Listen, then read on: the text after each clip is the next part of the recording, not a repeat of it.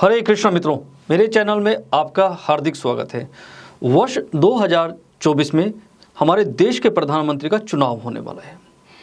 आज हम बात करेंगे क्या नीतीश कुमार देश के प्रधानमंत्री बन पाएंगे या नहीं बन पाएंगे। क्या कहती है उनकी जन्म कुंडली। उनकी जन्म कुंडली के बारे में पूरा विश्लेषण मैं आज करूंगा और ये जो मुकाबला होगा, उनका मुकाबला होगा देश के वर्तमान प्रधानमंत्री नरेंद्र मोदी जी से। क्या दोनों की कुंडली में कौन सी कुंडली स्ट्रोंग है, कौन बनेगा देश का प्रधानमंत्री। नरेंद्र मोदी जी की जन्म कुंडली के बारे में हमने बहुत बार चर्चा की है। आज हम नीतीश कुमार की जन्म कुंडली के बारे में चर्चा कर लेते हैं।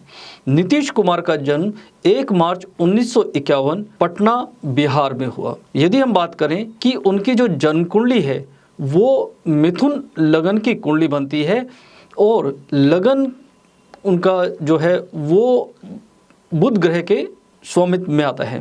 फर्स्ट हाउस उनका वैकेंट है, सेकंड हाउस भी उनका खाली है, तीसरे घर में केतु है, चौथे घर में शनि है, पांचवा घर उनका खाली है, छठे घर में चंद्रमा है, सातवां घर और आठवां घर उनका खाली है, नौवें घर में राहु, गुरु, सूर्य और बुध हैं, जबकि 10वें घर में मंगल और शुक्र हैं। यदि हम बात करें कि नीतीश कुमार की अभी जो वर्तमान में महादशा चल रही है वो राहु की महादशा चल रही है और मैं हमेशा कहते हुए आया हूँ कि किसी भी व्यक्ति को जीवन में यदि राजनीति में उच्च पद चाहिए या उच्च पद मिलेगा तो उसमें राहु का बहुत ही बड़ा रोल होता है। नीतीश कुमार की जन्म कुंडली के अंदर राहु 9वें भाव में यानी कि भाग्य भाव में बैठा हुआ है और वर्तमान में उनकी राहु की ही महादशा चल रही है। इसलिए पूरे देश के अंदर जो विपक्ष एक प्रकार का गठबंधन बना रहा है कि वर्ष 2024 में चुनाव के लिए किसको प्रधानमंत्री का विपक्ष की ओर से उम्मीदवार बनाया जाए, तो नीतीश कुमार उसमें प्रमुख रूप से आ रहे हैं। और इसका जो मुख्य कारण है वो यही है कि उनकी जन्म कुंडली में राहु काफ़ी एक्टिव है और 9वें भाव में बैठकर उनको राजनीति में सफलता दिला रहे हैं। दोस्तों, क्या लेकिन यह राहु उनको प्रधानमंत्री बना पाएगा या नहीं बना पाएगा, चलिए चर्चा कर लेते हैं। यदि हम बात करें कि अभी उनकी जो दशा है उसमें जो रहने वाला है, ये राहु की महादशा में शुक्र की अंतर्दशा रहेगी, लेकिन यह जो अंतर्दशा उनकी रहेगी इसमें उनको काफ़ी सपोर्ट मिलेगा और पूरे हिंदुस्तान में वो गोलबंदी बनाने में भी सफल रहेंगे। लेकिन उनको जो अड़चन आने वाली है इस जन्म कुंडली के आधार पर जो मैं आपको बता रहा हूँ, वो उनको नाम तो लिया जाएगा, उनको विपक्ष की तरफ से उम्मीदवार भी बनाया जाएगा, लेकिन लास्ट मोमेंट पर जब भी चुनाव होंगे या फिर इलेक्शन के बाद उनके साथ बहुत ही बड़ा मैं कहूँगा धोखा होगा। ये उनकी जन्म कुंडली में साफ नज़र आता है और ये जो धोखा होगा ये उनको प्रधानमंत्री पद से रोकने के लिए होगा। हालांकि मैं पहले ही कह चुका हूँ कि उनका जो मुकाबला है वो देश के वर्तमान प्रधानमंत्री नरेंद्र मोदी जी से है और नरेंद्र मोदी जी की जो जन्म कुंडली है उसके बारे में हम कई बार चर्चा कर चुके हैं। और क्या मोदी जी तीसरी बार देश के प्रधानमंत्री बनेंगे या नहीं बनेंगे, ये वीडियो हमने अलग से बनाया है।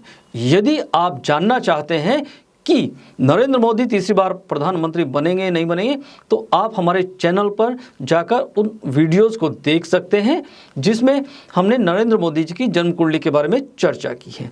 दोस्तों, यहाँ पर हम बात कर रहे हैं नीतीश कुमार के बारे में। तो उनकी जन्म कुंडली का जो मैं आकलन कर रहा हूँ, जो प्लेसमेंट उनके ग्रहों की बनी हुई है, उससे तो पक्के वो दावेदार बनते हैं, लेकिन वो जो दावेदारी उनकी है वो केवल विपक्ष की ओर से है। दोस्तों, देश की जनता उनको बहुत ज़्यादा मैं कहूँगा पसंद नहीं करेगी या फिर देश के प्रधानमंत्री बनाने में तो बिल्कुल भी उनके ग्रह उनको सपोर्ट नहीं कर रहे हैं।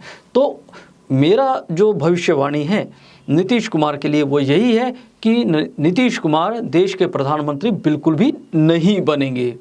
और इसका जो मुख्य कारण है, जनता, जो देश की जनता है, वो जो उनका ग्रह है वो नीच का होकर बहुत ही बुरे स्थान पे बैठा हुआ है और वो बिहार के मुख्यमंत्री तो बन सकते हैं, लेकिन देश के प्रधानमंत्री बनने में उनको ये प्लेनेट उनको सपोर्ट नहीं करते। दोस्तों, हमने और भी कई पार्टीज़ के बारे में 2024 में मुख्यमंत्री जो अभी वर्तमान में हैं, जैसे उसमें आदित्यनाथ जी, पूर्व के मुख्यमंत्री अखिलेश यादव, ममता बनर्जी और भी कई जो मुख्यमंत्री पूरे हिंदुस्तान में हैं, और विपक्ष के पास जो प्रधानमंत्री के पद के दावेदार हैं, उनके बारे में भी हमने जन्म कुंडली का विश्लेषण किया है और उसमें बताया है कि इनमें से सबसे प्रबल दावेदार कौन हो सकता है। दोस्तों, हमने ये जो सारे वीडियोस बनाए हैं उनकी जन्म कुंडली के आधार पर, उनकी नाम के आधार पर और उनकी जो पार्टी है उनका विश्लेषण करके बनाए हैं। यदि आप भी जानना चाहते हैं कि देश के अंदर नरेंद्र मोदी के बाद जो सबसे प्रबल दावेदार हैं, चाहे वो भारतीय जनता पार्टी में हो, चाहे वो कांग्रेस पार्टी में हो, चाहे वो जो लोकल जो क्षेत्रीय पार्टी हैं उनमें है, कौन बन सकता है, तो आप हमारे चैनल पर जाकर उन वीडियोस को देख सकते हैं। और हाँ दोस्तों, यदि आप राजनीति में विश्वास रखते हैं या फिर आप राजनीति में हैं और आप भी जानना चाहते हैं कि क्या आपके भाग्य में कोई बड़ा उच्च पद जैसे पार्षद, एमएलए, मेंबर ऑफ पार्लियामेंट, मंत्री परिषद भाग्य में आपके है या नहीं, तो आप हमें अपनी जन्म कुंडली का विवरण भेज सकते हैं। बर्थ डिटेल्स आप हम भेजेंगे, उसके आधार पर हम आपको बताएंगे कि आपके भाग्य में राजयोग है या नहीं है। दोस्तों, हमने न केवल क्षेत्रीय पार्टीज़ के लिए बल्कि हिंदुस्तान के लिए और विदेशी जो राजनीति है उनके ऊपर भी बहुत सारी वीडियोस बनाई है। और वो जो वीडियोस बनाई हैं हमने जो जन्म कुंडली के आधार पर वो जो सत्य साबित हुई हैं, उन वीडियोस को जाकर आप हमारे चैनल पर देख सकते हैं। आज के लिए दोस्तों केवल इतना ही। एक नए टॉपिक के साथ मैं आपसे फिर मिलूँगा, तब तक के लिए हरे कृष्णा।